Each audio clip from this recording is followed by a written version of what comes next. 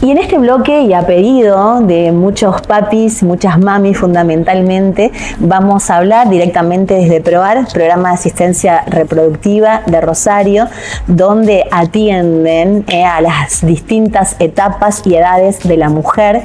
Y en este caso con la doctora Juliana Weisburg, que ella es ginecóloga, se especializa en el abordaje de niñas y adolescentes.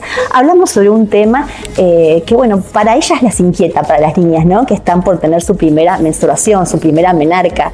Y hablamos también sobre cuáles son las consultas más frecuentes de estas niñas, de estas adolescentes y de sus mamis.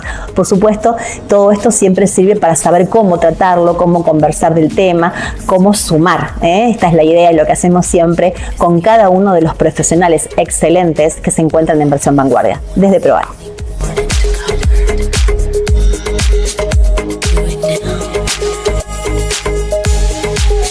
Hola, mi nombre es Juliana Weisburg, soy médica ginecóloga, especialista en niñas y adolescentes, y hoy estamos acá con Anabel hablando de los motivos de consulta más frecuentes en ginecología para niñas y adolescentes. Bueno, vamos a dividir un poco la charla en dos partes. Vamos a hablar de los motivos más frecuentes en las niñas pequeñas y después vamos a hablar un poquito, Anabel, sobre las adolescentes. Las niñas pequeñas, hablamos de niñas desde recién nacidas hasta el momento de la pubertad. Estas consultas, aunque no se crean, Anabel, son frecuentes. Nos derivan los pediatras y nos derivan a veces por situaciones que no son raras, son bastante frecuentes y que preocupan. Es más lo que preocupan por ahí a la mamá y a la familia y a los pediatras de lo que en realidad la situación amerita. Por ejemplo, flujito vaginal. El flujo vaginal no es normal en una niña, pero puede estar presente con mucha frecuencia. Esto es por los hábitos de cuidado de las niñas. Generalmente se usa mucho bidet, se lavan con demasiada frecuencia o se usan jabones. Los jabones son irritantes y todo lo que tiene que ver con el cuidado genital es muy importante el abordaje de esto, porque son las causas que generalmente van a estar presentes y no son problemas graves. Es importante poder acompañar a las familias, poder explicarles esto de los hábitos, de cómo cuidar los genitales y de que no deben asustarse. Obviamente que si son flujos extremadamente raros, que son reiterados, bueno, a veces estamos hablando de otro tipo de situaciones, pero generalmente es muy importante el poder abordar la situación, poder hacer el examen físico, revisar a la niña y tranquilizar sobre todo a la familia y también a los pediatras. La mayoría de las veces las mujeres pensamos que si nos lavamos con mayor frecuencia vamos a estar mejor, pero en realidad muchas veces estos hábitos tienen que ser los justos, ni demasiado ni escasos, y hay que encontrar la manera de hacerlo correctamente. Así que bueno, ese es un motivo muy frecuente de consulta.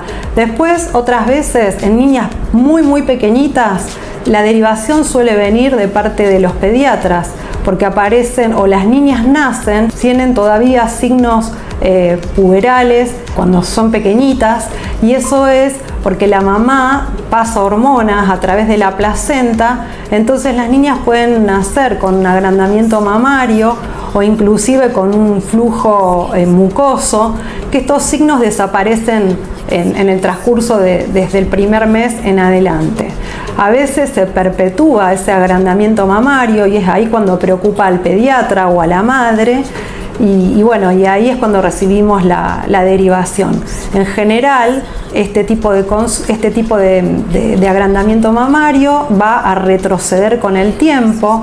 Es solamente esperar que bajen las hormonas que la mamá le pasó a la niña, y también que se vaya, digamos, el ovario también puede haber producido algún estímulo en la niña pequeñita que haya perpetuado ese agrandamiento mamario.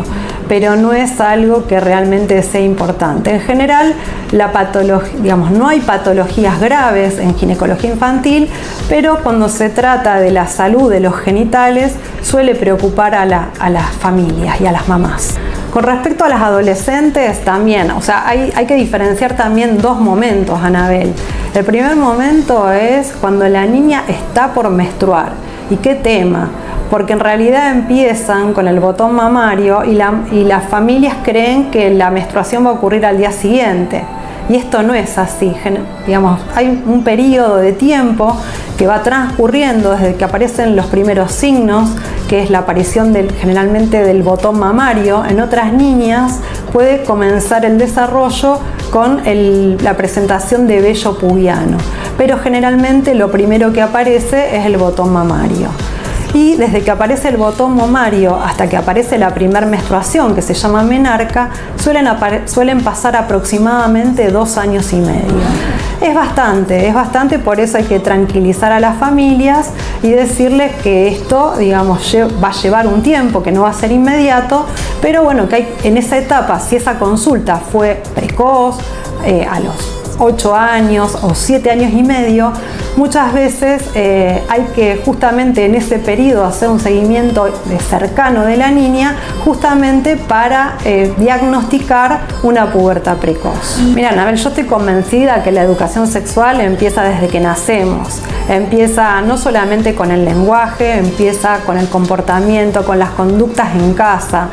Yo creo que la educación sexual primaria está en casa y está en la manera de abordarla, con un lenguaje muy sencillo y siempre respetando el momento en que la niña pregunta. Cuando esa niña viene a la consulta, lo ideal es que de estos temas ya se hayan abordado en múltiples ámbitos, sobre todo en casa, en las escuelas, y bueno, y cuando viene a charlar con nosotros, poder hablar concretamente de lo que a la familia le preocupa. Y otra de las consultas en adolescentes, ya por ahí en el momento de la iniciación de la actividad sexual, es justamente la anticoncepción, la prevención de enfermedades de transmisión sexual. Es muy importante el asesoramiento de las y los adolescentes en el tema de salud sexual y reproductiva. Hoy hay tantos cambios que vienen ocurriendo sexualmente que es tan amplio hablar de este tema, que son múltiples. Las consultas pueden ser por algo vinculado a la sexualidad, puede ser por anticoncepción o puede ser ya porque hayan iniciado relaciones sexuales y ya o tengan alguna problemática o no sepan cómo manejar alguna situación. La vacuna del HPV, digamos, el Ministerio de Salud recomienda, y en el mundo se está haciendo la vacuna a los 11 años, porque cuanto más temprana es la vacunación, mejor va a ser la inmunidad que va a desencadenar en la población. Así que, por suerte, en Argentina hoy tenemos de manera gratuita la vacunación a niñas y varones de 11 años. Es muy importante el abordaje conjunto, el poder mantener una comunicación tanto con los médicos de cabecera, con los pediatras y también con las escuelas, a veces si hay inconvenientes, con el tema de bullying. O sea, el trabajo interdisciplinario es realmente importantísimo.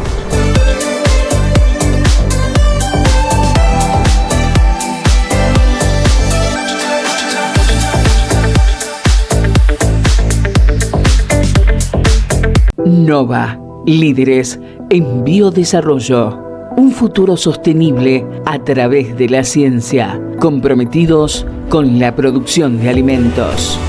Nova, 39 años liderando la innovación en biodesarrollos. www.laboratoriosnova.com